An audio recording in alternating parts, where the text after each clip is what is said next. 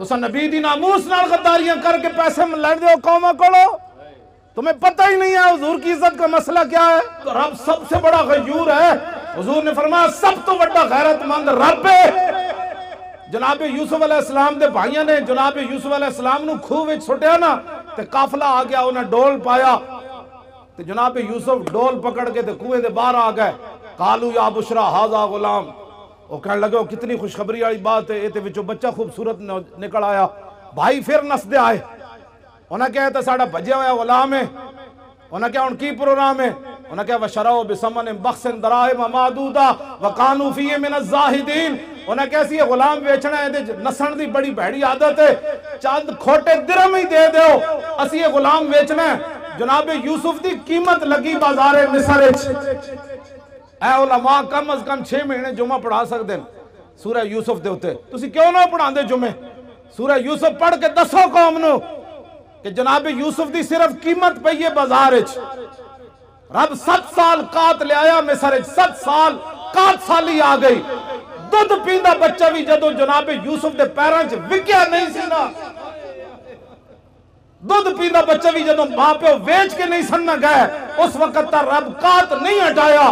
رب اپنے نبیوں دی عزت دے بارے اتنا غیور ہے، وہ تو جناب یوسف ہے، اور امام الانبیاء کی بات تو ہے ہی نرالی۔ اسے زندگی نو کچھ نہیں کرنا، اسے زندگی نو حضرت خبیب بن عدی دی قبر ہے جی کدھر نشان، حضرت خبیب بن عدی صحابی رسول دی قبر دا نشان ہے۔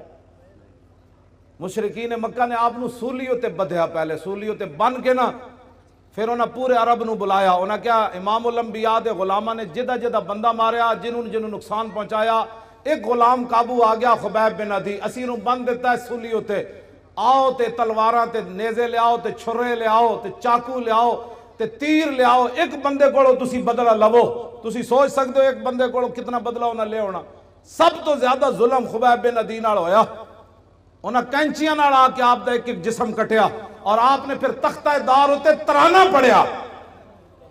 مکہ تو حضور بہت بعد اچ فتح ہویا نا جی، آمنو جتھے مقام تنعیم ہے نا مسجد عائشہ، اس مقام ہوتے آپ نے تختہ دار جدو آپ دا جسم کٹ رہے سن نا، اور دوروں ہٹ کے نشانہ بن رہے سن، لو تو نہیں سی نا، خبیب بن عدی دا جسم تا انسان آڑا ہی سی نا، دوروں ہٹ کے انہاں دے نشانہ باز، دوروں ہٹ کے آپ تے تلوارہ نال آپ تے چھوڑے لا رہے سن، ایک ایک جسم نے ایک چھوڑے جو لکڑی دے چھوڑے لاندیں انج لا رہے سن، تے آپ انجے تختہ دار ہوتے بدے ہوئے سن، تے آپ نے انہوں نے ویکھ کے فرمایا تم کیا سمجھتے ہو کہ میں نے جن کا کلمہ پڑھا ہے میں بے وفائی کر جاؤں گا؟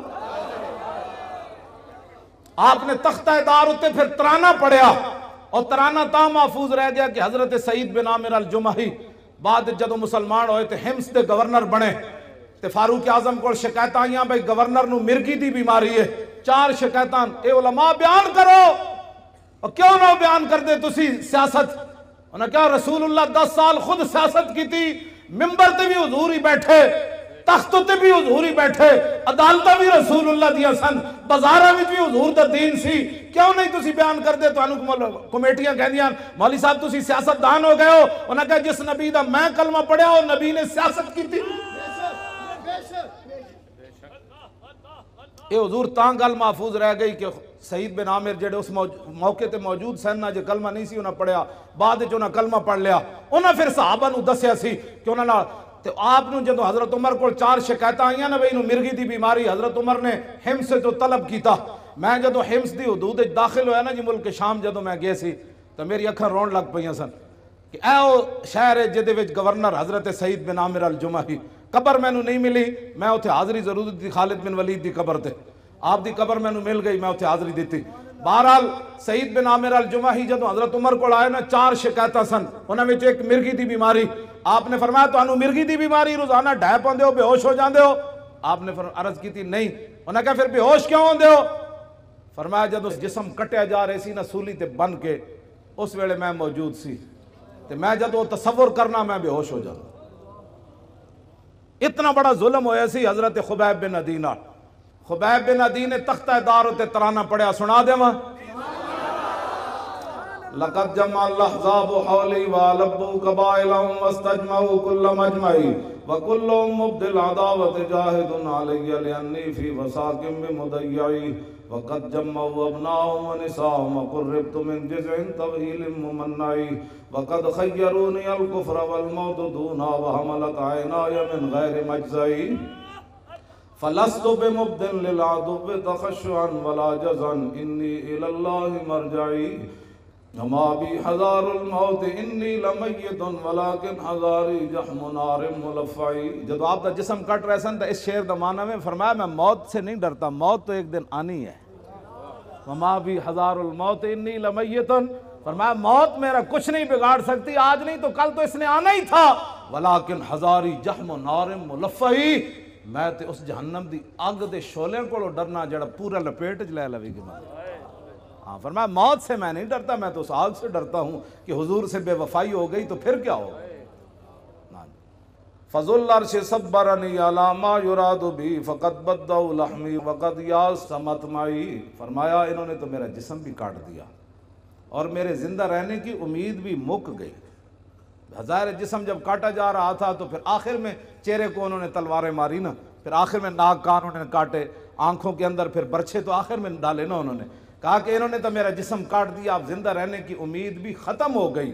آگے الاللہ اشکو غربتی ثم قربتی وما ارصد الاحزاب لی عند مسرعی. اب میری غریب الوطنی اور میرے اوپر جو ظلم ہو رہا ہے میں اس کی شکایت اپنے رب کی بارگاہ میں کر رہا.